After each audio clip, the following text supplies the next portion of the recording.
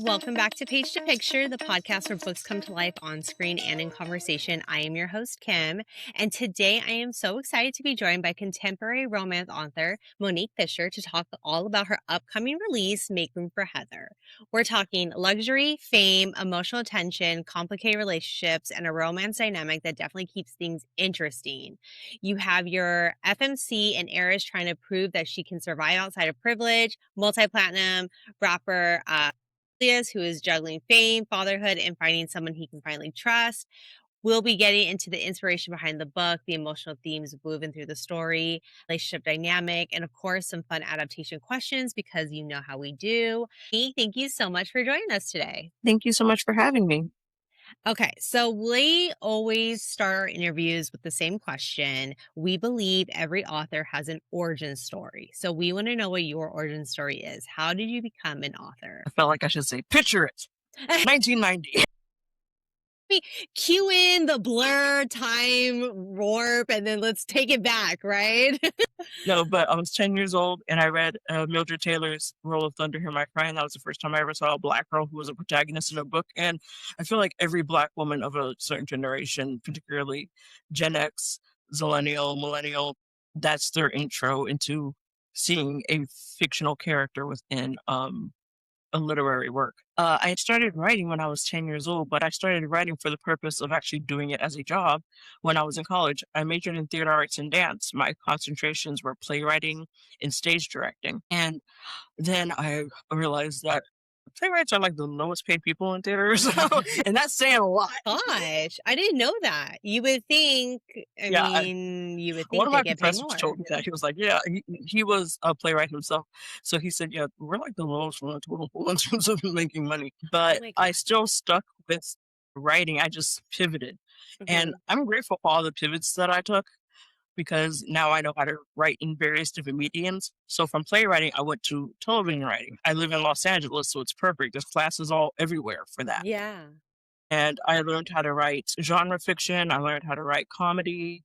And that's one of the reasons why I just love writing rom-coms. I really do love writing stuff that has a comedic bent to it. Yeah. And once I moved on from TV writing, I went to comic book and graphic novel writing, and then finally settled on novel and novella writing.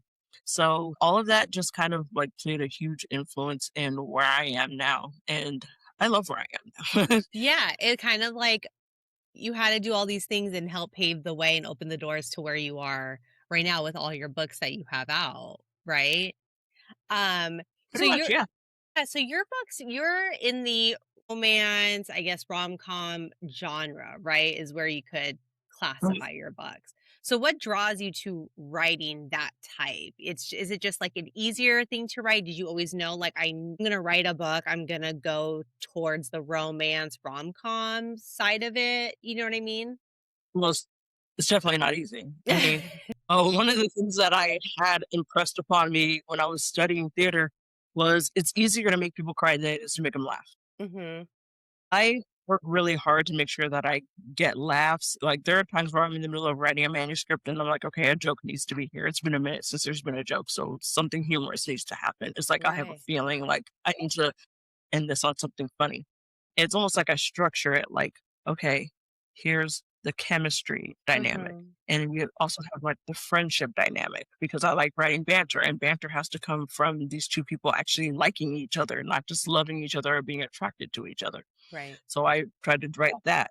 And then I also try to write the sexual chemistry, the sexual attraction. And then after I'm done building all of that, that's when I try to infuse the humor. So I'm very, very intentional about it. I don't just rely purely on the banter. And I'm sure there's plenty of rom-com writers where the humor comes from the banter between the two characters, but that's not my ministry. Yeah, yeah, yeah. I like to have I like to have humor pretty much permeating not just through the two main characters, but from the supporting cast as well, because you Yeah. can garner a lot of laughs in various different situations. Like if you have them being at work, being at the gym, being at the beauty salon or the barbershop or something, Mhm. where they're not both together, you can elicit laughs in a whole multitude of ways. So that's something that I definitely try to hone in on and try to work hard to make sure that my books have that. Yeah, I love that because I am a huge fan. Anybody who's listened to the podcast knows from me personally, I love the side characters a lot, sometimes way more than like the main characters, because sometimes the side characters have that extra personality, that comedic relief that like we as the readers are like looking for if we know what type of book we're reading. Even like in a fantasy book or like a thriller or like a murder mystery, there's always that like one kooky character that brings the comedic relief, and those are, like, always my favorite characters, and those are always the ones I'm like, "Somebody needs to write a book about these people." Like, I want just novellas on side characters, like, that's what I love. So I love that you are aware that your stories need comedic relief in certain areas, and that you have this, like, intuition of, like, "Somebody should be laughing right now, and no one's laughing, so let's make people Yeah. laugh." Mhm. Your interest in, like, theater and comics, like, influence your storytelling with the books that you currently have now? Yeah. My books are images in my head. They play like movies in my head. And I've been told by readers that when they read my books, it plays out like a movie in their head. Mhm, And like I said, I'm very intentional about that as well. All of my knowledge and all of my education when it comes to writing has been image based. mhm. Actors on a stage, actors on screen, images in a comic book or a graphic novel. It's all been imagery based. So I try to be very, very intentional about that when I'm writing my books. I want people to see what it is that I'm describing. I want them to see Thad and Drea sitting across from each other at a pizzeria and spend my life with you.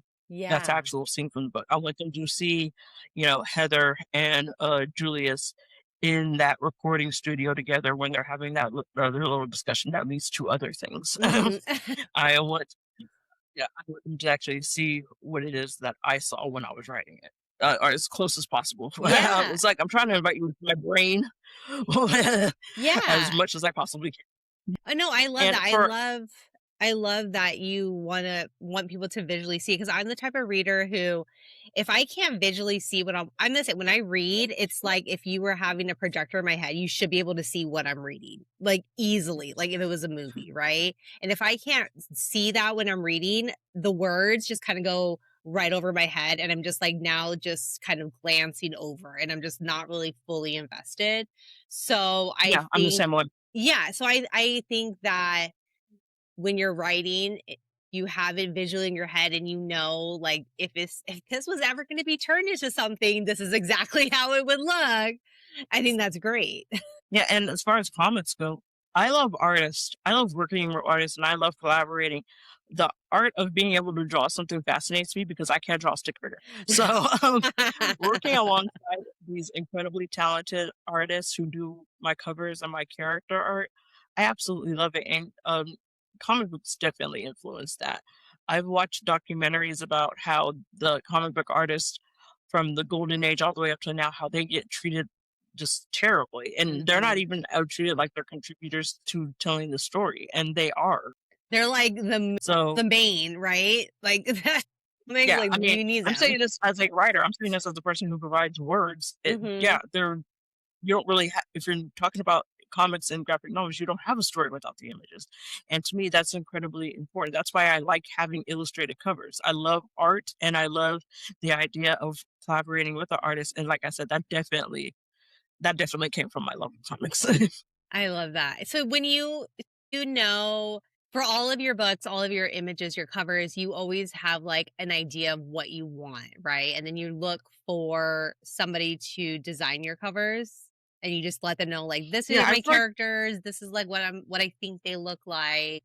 for example, for Make Room for Heather, the very lovely and talented Mia Heintzelman, who is a romance author herself. She's a high grade author. She's a good dear friend of mine. She did the cover, and I said, "This is the inspo for Julius's body. This is the inspo for his beard. This is the inspo for his tattoos. This is the inspo for what he's wearing. This is the inspo for Heather. I want them to be posed like this. They're on stage Yeah. in the stadium. She's pulling him towards her, and he's the reason why he's so still, almost stiff, meanwhile The she's looking cover. at us and winking. He's looking at us and winking, and he's kind of just like he is hypnotized. He is hypnotized from like jump. So It's that's why like, he's just I like, love yes, this Heather. woman. It's like Yeah. it's like he's in a trance. Yes, Heather, whatever you say, Heather, because that is literally the power she has over him. So I'm very intentional about that, and I like to think of my covers in terms of almost like a movie poster. Like, you know what a movie is about when you look at the poster, Yes, and yes. you know what the vibes are. You know a romantic drama poster from a romantic comedy poster. Mhm. So I like to have, like, with the romantic comedy, I like to have fun with it, wink and a nudge, like, be fun and light, and that way people know what it is that they're getting. Yeah. And yeah, so we have fun with it. Like, I will send images, I'll send a blurb, I'll also just send inspo in terms of body, hair, stuff like that. Mhm. I mean, it's so much fun to do it too, and I like to make it feel like there's a vibe that comes from it. Like, for one of my previous covers for the book "Tell Me I'm Not Dreaming," there were 8 people on the cover, and Lenny Kaufman did that cover.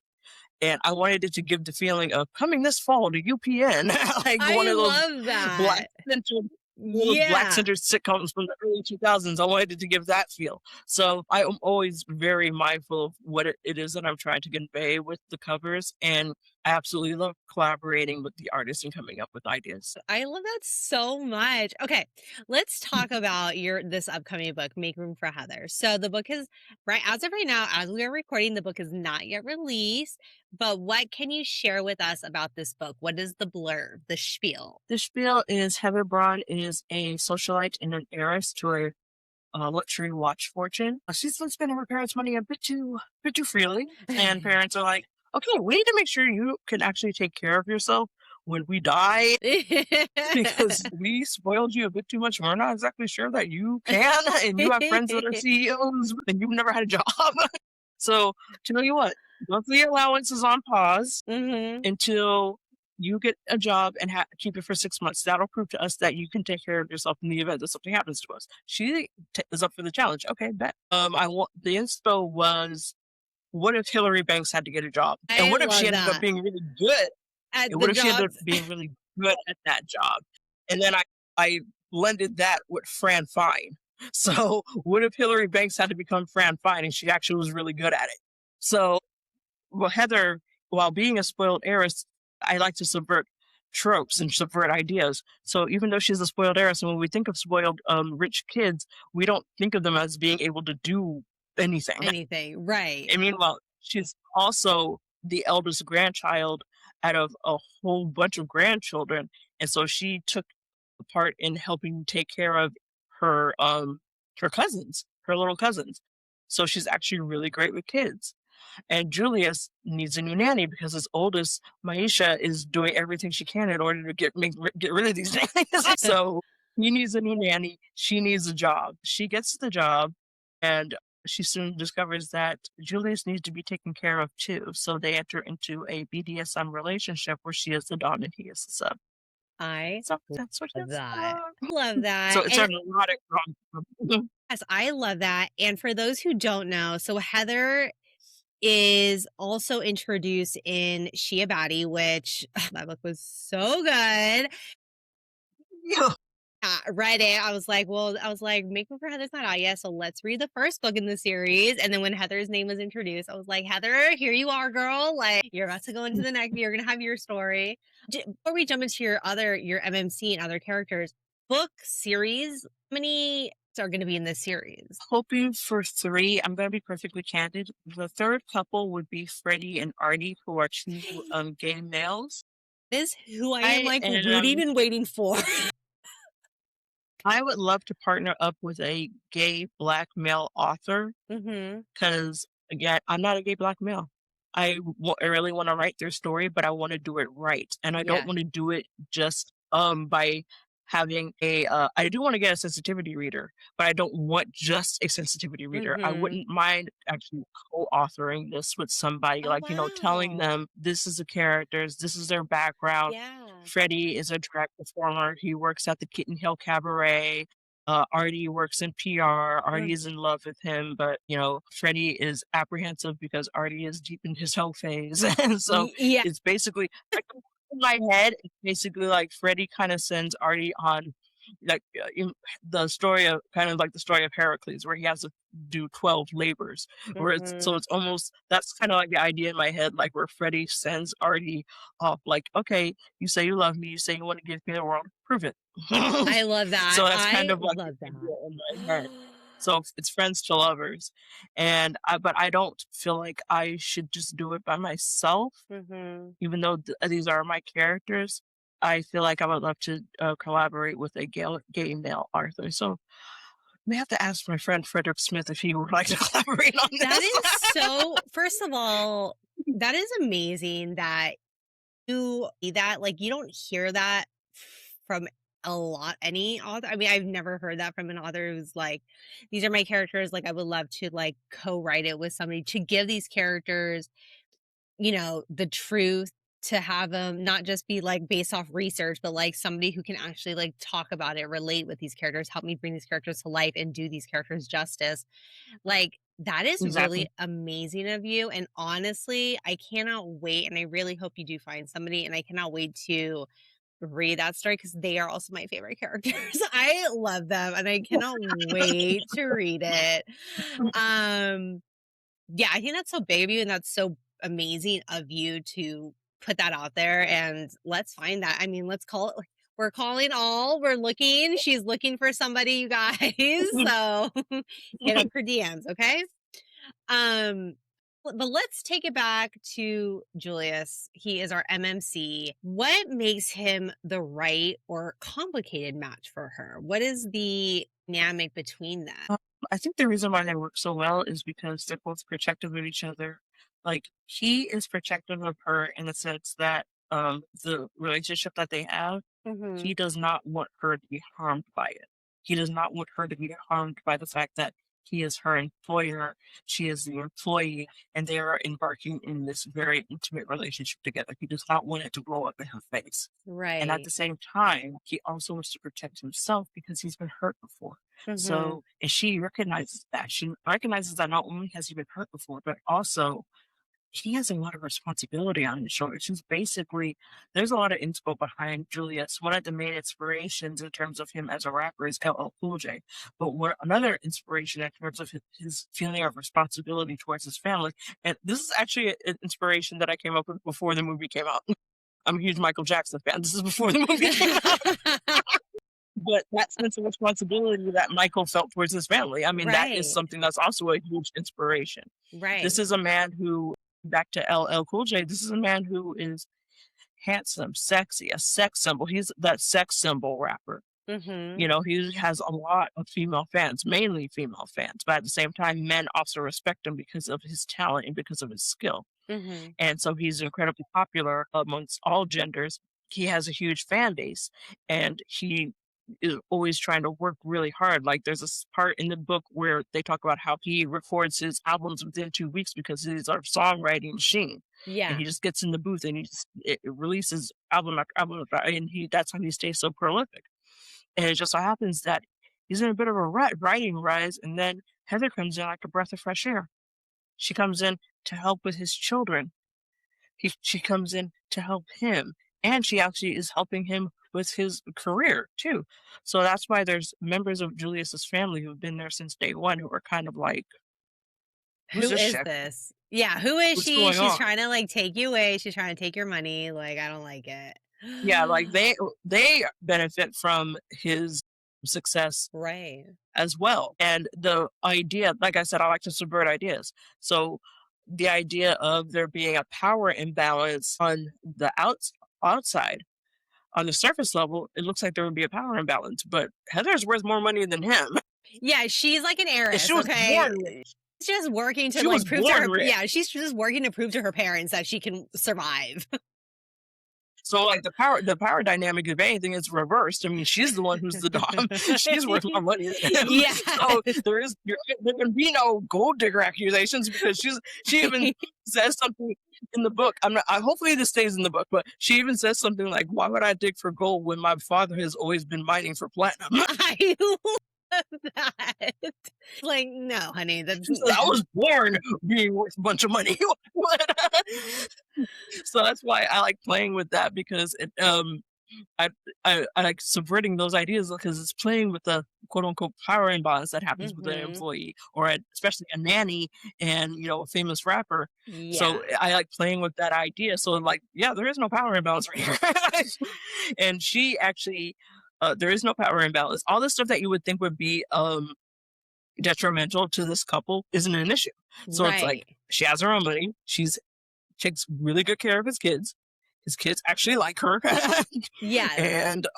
And he's benefiting from her presence too. So Like, it's a that's win-win. pretty It's much a how win-win for them.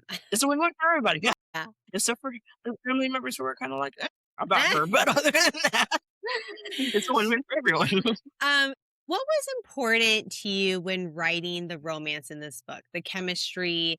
Was it chemistry, emotional depth, or was it tension, or was it all 3? It was all three, but I think the chemistry is definitely like something that I really hone in on because my books are character driven. So Right. I really want to like hone in on the fact that these characters, admittedly, Julius's arc is a bit stronger than Heather's arc. Heather doesn't really have very much of a journey to take, Yeah. but he has more of a journey to take, and he has her by his side, and she's happy to be by his side. Heather's the type of person where she's like, I always knew she knew she was going to marry a rich guy. Look at her background. Yeah.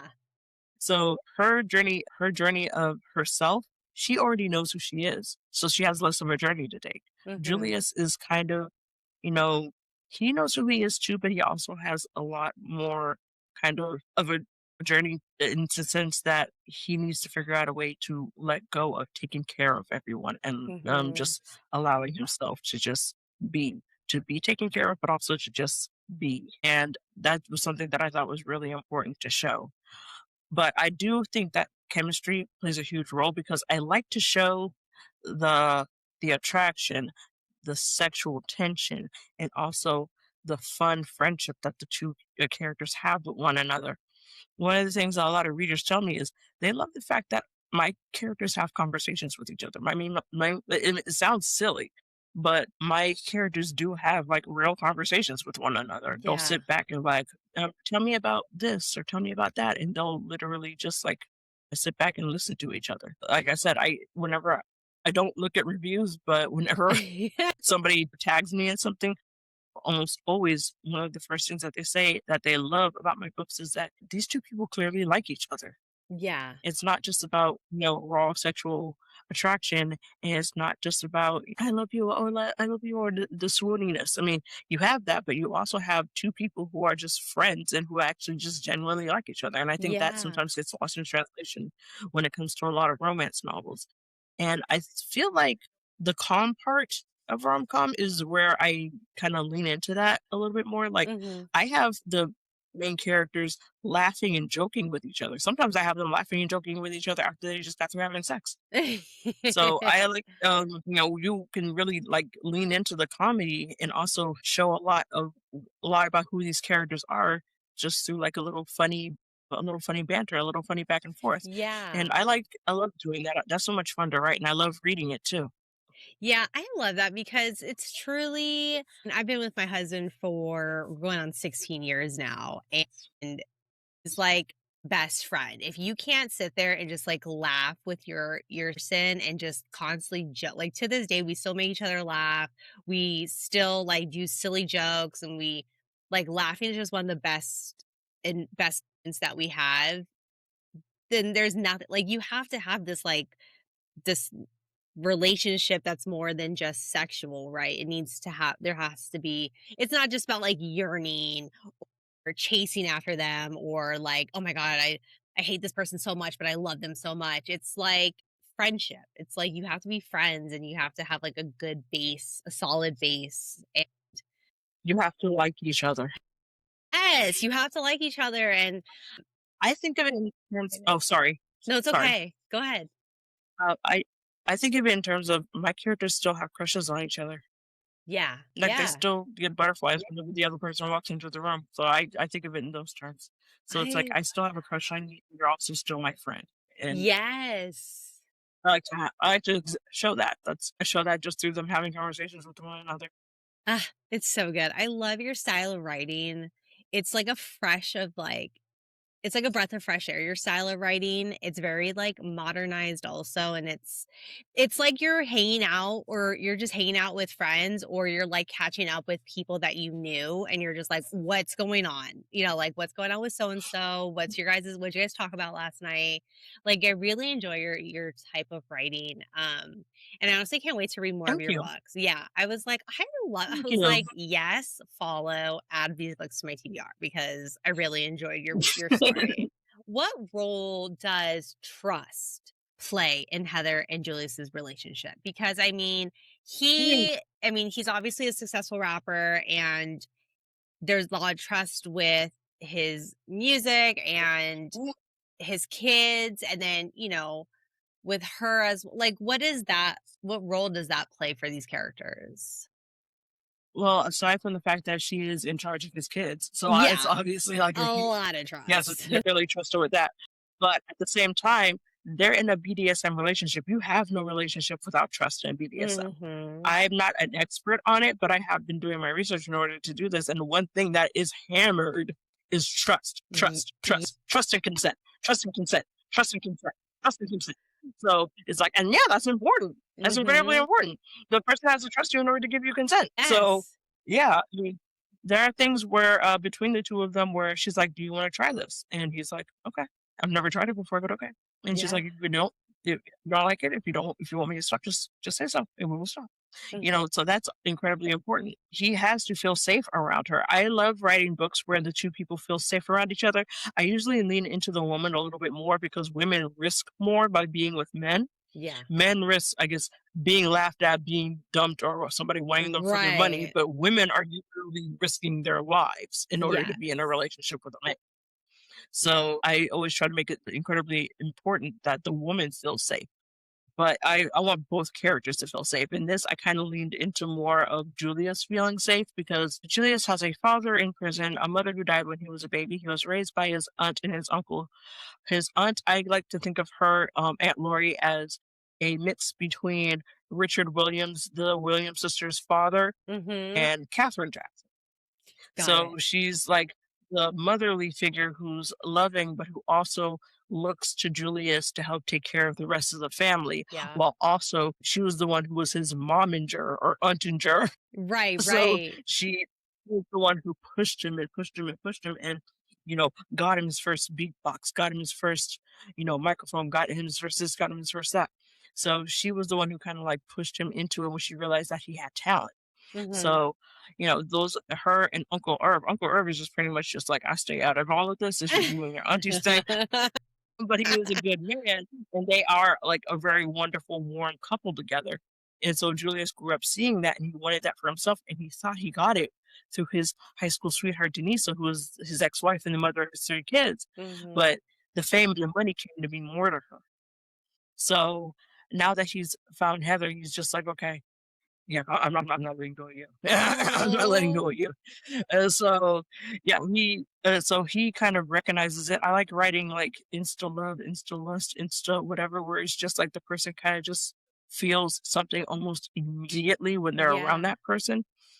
And gradually, it's an attraction that he feels, but it gradually turns into attraction becomes deeper, and he just eventually starts feeling safe around Yeah. her.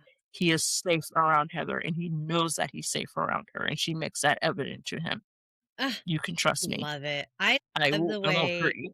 Yeah, I love the way you write your female characters and even your male characters, but I love because like, if it was anybody if you thought like, "Oh, rapper who falls in love with, like, his nanny," that's so successful person who falls in love with their nanny, it's kind of like generic and basic. But with your story, you're like, no, she's like comfortable. She's good. Like she's doing this to prove to her parents. You know what I mean? She doesn't have to do this, but she's doing it to prove to her parents. And she's not, like you said, she's not a gold digger. She's not after the fame. She's not after the money. She genuinely like loves his kids and enjoys the friendship with him, and I love Oh my god, and then she's, like, the one in charge in the bedroom. I love that. I love, like, the confidence in which you give to your female characters. I truly enjoy it. So I honestly cannot wait to read this story, but just from hearing about it, but even in, Batty, like, I just love the way you write your characters. You have so much thought process, and you have so much thought process behind your characters. Do you This is, like, a side question now. Do you Are you more of like a plotter then when you like know like these are my characters? Are you somebody who like lays it all out like, Heather is going to be this type of person and then, Jules is going to be or Julius is going to be this type of person. Do you like lay it all out or does it kind of just like come naturally like as you write? I'm a planter. So I'm like Okay, kind I of a love that combination too. of the 2. Like, I plot everything up here, and then I sit down and I start writing. I literally came up with the idea for this while I was writing Shia Batty. Um, at one point, I thought about making Izzy and Shia Batty the one who gets cut off by her parents, but it just Uh-huh. didn't work. So I said, you know what? I'll probably just save that for Heather. And then I love watching video essays on YouTube. So I was watching a video essay on The Nanny, the TV show. Oh my And gosh. I never watched it during its original run because it literally came on the same time as The Fresh Prince. Yeah, So I was you're watching The Fresh like, Prince. I'm gonna choose. So sorry. So when it came time to come up with the story, I'm watching this retrospective on The Nanny, and I'm like, I should probably start watching reruns of this. I never really watched it. And then I started thinking about how Heather, she's described in Shia Batty. Izzy is described as Lisa Turtle from Saved by the Bell. Yes. And Heather is described as Hillary Banks. So Yes. Hillary Banks becomes a nanny. Hillary Banks meets Fran Fine. Yeah. She needs a job like Fran Fine did, Yeah. but Yeah. she's still Hillary Banks. She's still spoiled, Yes. but she needs a job, and it just so happens that she's really good with kids. There's this little brief moment where I kind of tease it in She a Baddie. It's the part where, spoiler alert, where Chris and Izzy discover that they are in love with each other because Heather's like, "You two are in love with each other. You just don't seem to know it," which is ridiculous because we're all just sitting back knowing it, and you're Oh not. yeah, they know it. They know it from like the very beginning when like he walks into like the bar or whatever, and they're like, "You really think we were gonna let you sit next to your girl?" You know what I mean? Like Yeah, yeah. we're gonna say like we all know. Yeah, they're like we know.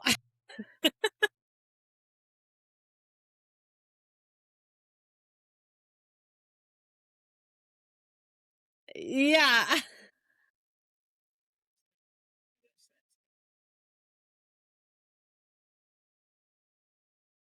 So you kind of get like a little brief glimpse, like, Yeah. oh, Yeah. Yeah. she's been around kids. She was watching her cousins. Heather's background is her father, Hans, is German American and her mother is Senegalese American. Her mother Hmm. is one of 7 daughters. Her mother and her aunts all have children. And again, Heather is the eldest of the grandchildren. Right. So she grew up in a very kind of best of both worlds where she was spoiled by daddy, but she was given structure by mommy in a Hmm. very kind of matriarchal kind of environment. So, because it was her mom, her aunts, her grandmother, Yes. and it was her helping them bring up her cousins, which is why she is so great with kids. Yeah. So, again, subversion. When we think of the spoiled rich girl, we don't think of her as being good at anything because why would she be?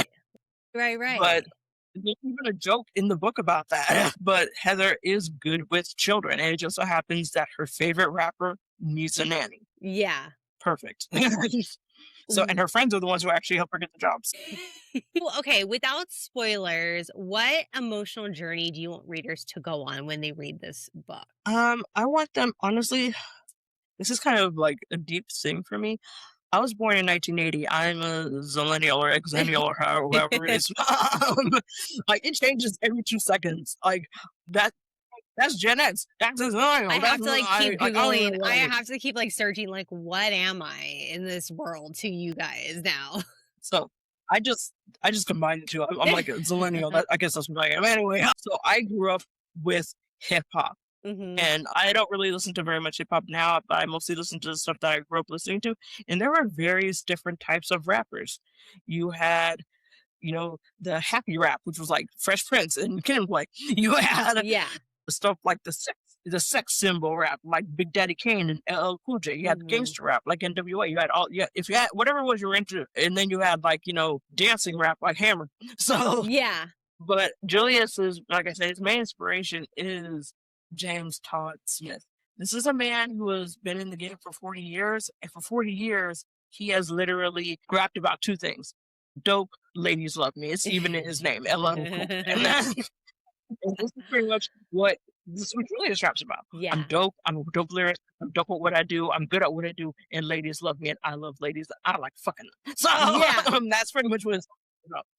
So I wanted to lean into that fun, interesting part of the culture, while also not shying away from the fact that there's a lot of misogyny in hip hop. Mhm. There is a lot of noir. I can't pronounce that word, but it's basically misogyny, anti-blackness against black women. Mhm. There's a lot of that, and it's unfortunate.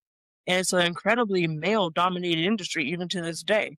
Even though you have people like Cardi and Megan and stuff, all these other amazing female rappers and people that I grew up with, Queen Latifah, MC Light, but it's still very much machismo, ego, toxic masculinity is all Yeah. through the culture. And I wanted the reader to look at this male-centered culture where this man is incredibly successful and at the height of his fame, he has all these fans, mostly female fans, so he kind of already gets a little shit about that because most of his fans are women. So he kind Mhm. of already gets some grief about that, about like, being pretty boy rapper, blah, blah, blah, whatever. But then, you also have now this added thing where he's the son, she's the dawn. And it's almost like I'm leaning into the fact that people have so many misconceptions about BDSM. Right. So it's almost like I'm trying to like show you, hey, you can have this man, this strong, intelligent, talented black man who is not any less manly just because he's vulnerable, just because Mhm. he needs this woman, this black woman to help him take care of him, to help Yeah. heal him. Yeah. There's nothing wrong with that. That doesn't make him any less of a man, especially in this like masculine, machismo dominated, Yeah. ego driven culture. So I Mhm. want the reader to walk away from the book seeing that. Like that's the reason why I introduced like the idea of at the end of Shia Betty, Heather says, I'm looking for a new son. Yeah. Yeah. You already I knew, already yeah, made if you read your already first book, you already get an idea of who Heather is and, like, what she's looking for and, like, the type of yes, woman that she is. exactly. So I wanted to make the her sub to be like the most, masculine you can Yeah. think of. What's more masculine than hip hop? What's Yeah. more Yeah. what it's so masculine to the point where it's detrimental, and like I said, I grew up with the songs where women were being called bitches and hoes. Mhm. I grew up with those songs. Mhm. It's like like women, particularly black women, do get disrespected a lot in these songs. I love hip hop. I grew up with it, Yeah. watching Yo MTV Raps and Rap City on BET. But it is there are a lot of detrimental things that happen in the culture, particularly towards black women.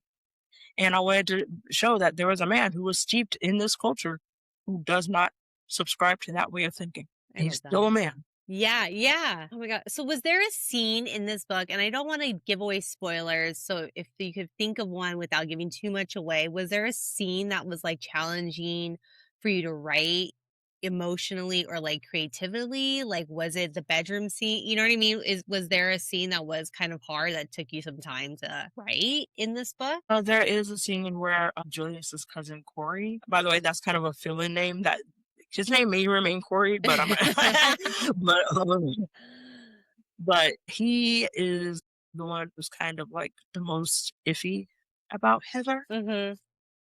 And he ends up uh, doing something that's very hurtful. And these two were raised together. They were practically brothers. So the fact that he does something that's hurtful towards Julius, all because he's kind of like threatened by By Heather. Heather's presence, Yeah. that was it was very hard to write. Oh my Not god. difficult as in it was one of those things where it's like there's an emotional Yeah. thing where Julius is not just angry because he is angry, Yeah. but he's also incredibly hurt. Oh, So that part was also yeah. oh my gosh. Okay. So let's say, and this is great because when you say that you write your stories, you envision it like a movie or like it's a TV show or it's a play. So if Make Room for Heather were adapted into a movie or a series, who is your dream cast for Heather and There's a singer by the name of Georgia Smith. You, you can Google what she looks like. I'm not sure if she wants to ever be an actor, but or her name is spelled Jorja, I believe. Jorja? Oh, here we go. I believe her name is Georgia Smith. Yes. I think she would be perfect for Heather. And if you ever seen the movie Moonlight with Trevante Rhodes, Yes. yeah, him for Julia, God. Mr. Julius. Okay, well, like, let's put it out there into this. Who would you cast in your okay, in Be a Baddie, who would you cast for do you have an idea, like, for all the other characters in this series? I don't have an idea for Artie and no, Artie actually what's his name? He's in Green Lanterns. He was Oh, with the in eyes? I yes. know exactly He who had you're talking he about, had girl. Oh, he had, shit. I can't remember his name, that's Me bothering me now, either. but he would be perfect for Artie. I don't know who's gonna play Freddy, What is his but, name? And he had the whole Jennifer Hudson when she walked down and they were, like, singing his song, and it was, like, on repeat, yeah, like, that's constantly. awesome. Yeah, him. Yes! What is that guy? Hold on, hold on. I have to look it up now because it's gonna bother me. Hold on. As soon as you say Green Lantern, I was like, I know exactly who you're talking about. Not this Green Lantern. We don't like him. Aaron Pierre. Thank you. Yeah, Gosh. Aaron Pierre as Artie. I'm not sure who will play Freddy. Yes, that'd be For amazing. Chris, oh god, I forgot his name, but he was on Queen Sugar. He played Ralph Angel in Queen Sugar, and I forgot his real name. Let's But look suck. up Ralph Angel Queen Sugar and you'll find him. That's him. He would be Chris. And you know what? I love Izzy was that. inspired by Megan Thee Stallion. Yes. And then if you look at the cover, like she is it, girl. I love that. I love that your characters are like, I love your characters. Let's get all these people in and like, let's make it into a movie or a series. Thank you. Thank That'd be great. you. Actually, what I would love to do is if I had the money, and hopefully one day I will, let's manifest this. Manifestation is strong. Yes.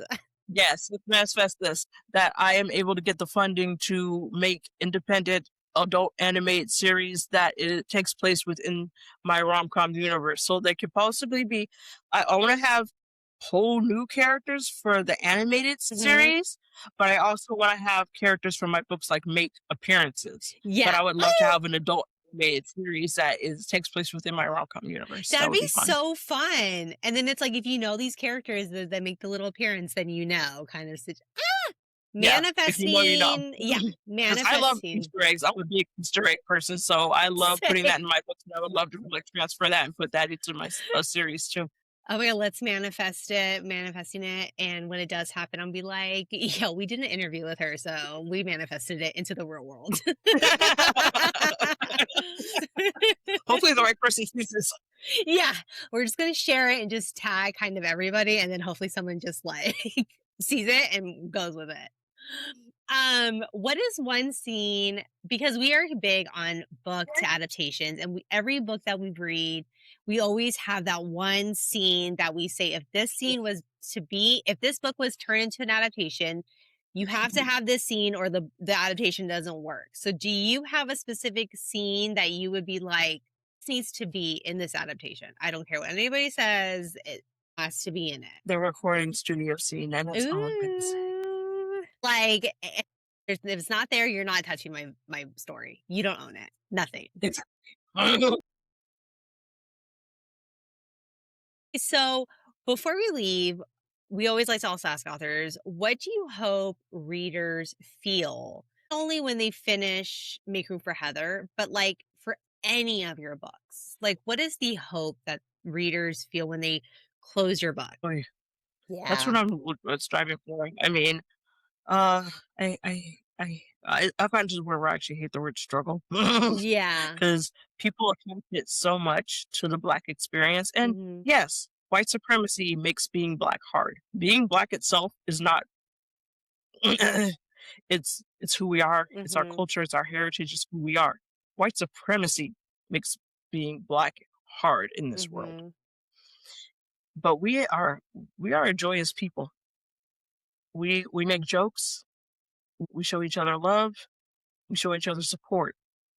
And that's something that I want people to see. I want people to see that our humanity. I Yeah. want you to see our joy, our triumphs, us falling in love, maybe learn something about our culture in the Yeah. long run. People don't realize just how strong media and fiction are when it comes to shaping others' ideas. And granted, you should be meeting these people in real life. You should be interacting with these people in real life, but there's a lot of folks aren't going to. Mhm.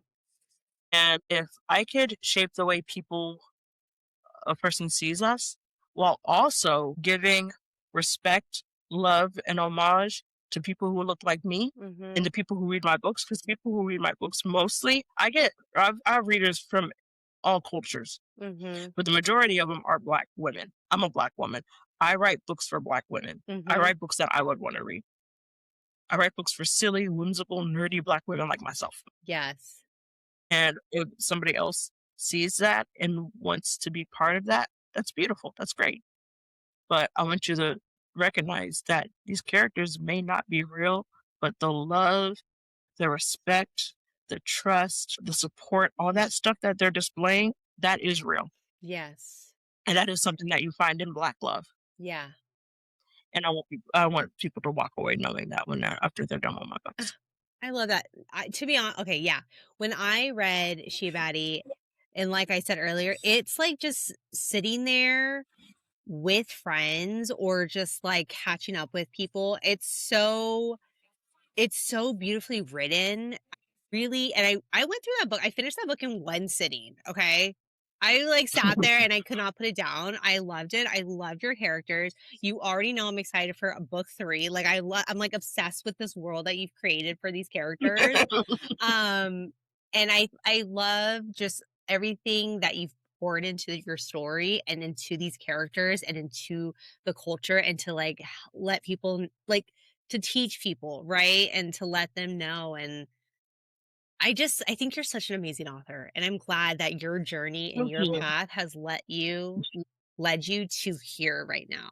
So, I love it. Thank you so much. I appreciate that. You've got a fan with me. I honestly cannot wait to see what else you've got coming, and I can't wait to, like, dive into your other books. I was like, "Where do I start?" Because like, when I looked, I was like, "You've got a lot of books, girl." I was like, "She's got a lot." And I was like, "Let's go."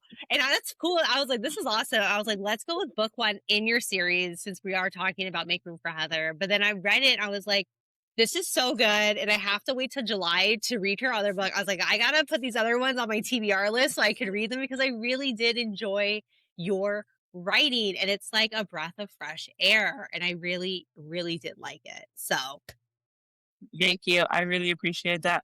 Start the Richardson Sibling trilogy with Hot for Teacher and Spend My Life with You because in December the third book comes out. thank you. Give me something to read while I wait for all these other books to come out. Thank you. On that note, what else is next for you? So you just kind of hinted that you have another book coming out in December. This book comes out in July, right? This July 17th. Um, An Appeal for Your Love, which is the third book in the Richardson Sibley trilogy, comes out December 28th. The first book is Hot for Teacher. 38-year-old divorced single mother never does anything reckless. She has a one night stand with a younger man and then finds out a week later that he is her son's new third grade teacher. I Um, love that already. and My Life with You is about her brother. He's the male main character and her best friend. They've been in love with each other for 4 years. They finally profess their love for each other. They decide we've waited long enough. Let's get married. They get married 3 weeks after they say I love you. Oh my And the god. book is basically just their first year of marriage. And the third book is her younger sister who has said no to relationships Mhm. because even though she's seen all these beautiful relationships in her life from her parents to her siblings to her friends, she's a divorce attorney and she's seen a lot of really She's bad like relationships too. no, there might be So true she's love like, out there, but not for me. I'm not doing this. exactly. So she has a situationship or like a casual hookup with a gentleman, and she is adamant. I don't know what I need to know anything about you. You don't need to know anything about me. This is purely about sex. And he wants more, which eventually leads to them breaking up, I guess, or whatever the situationship equivalent of a breakup is. Right. And Stop she, seeing remember, each she other. doesn't.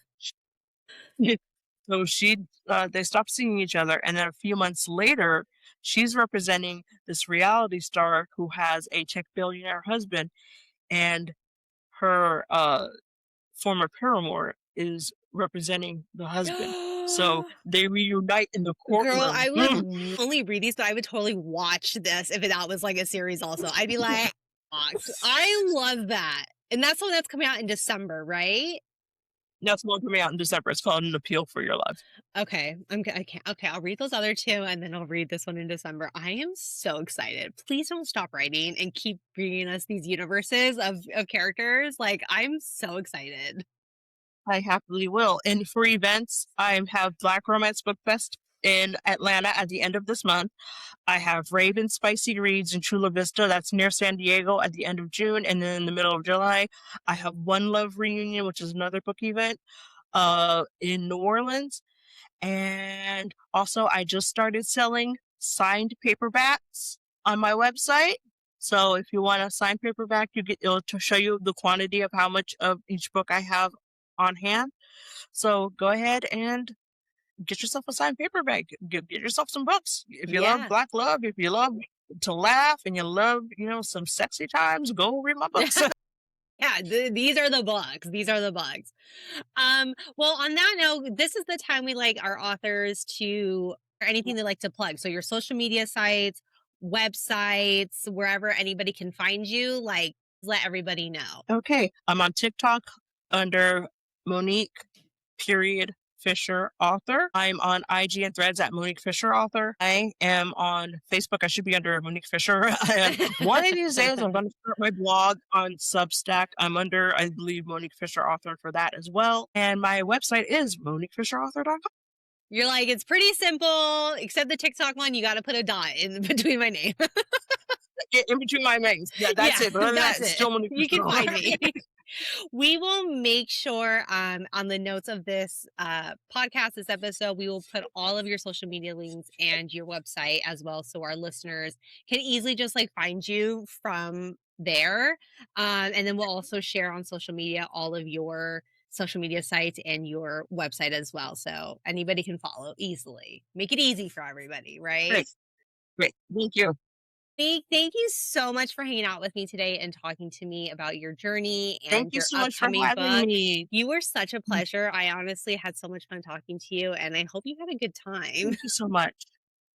Thank you. I had a wonderful time. This was fun. Thank you so Yeah. much for having me. And I would honestly love to have you back on. To our listeners, if you enjoyed today's episode, please subscribe, rate, and leave us a review wherever you listen to the podcast. Follow us on Instagram, TikTok, and Threads at Official Page to Picture for more book to screen updates, behind the scenes content, and lovely author interviews. And again, to our guest, Monique Fisher, thank you so much for being on the podcast. To our listeners, we will catch you next time on Page to Picture. Bye. Thank you.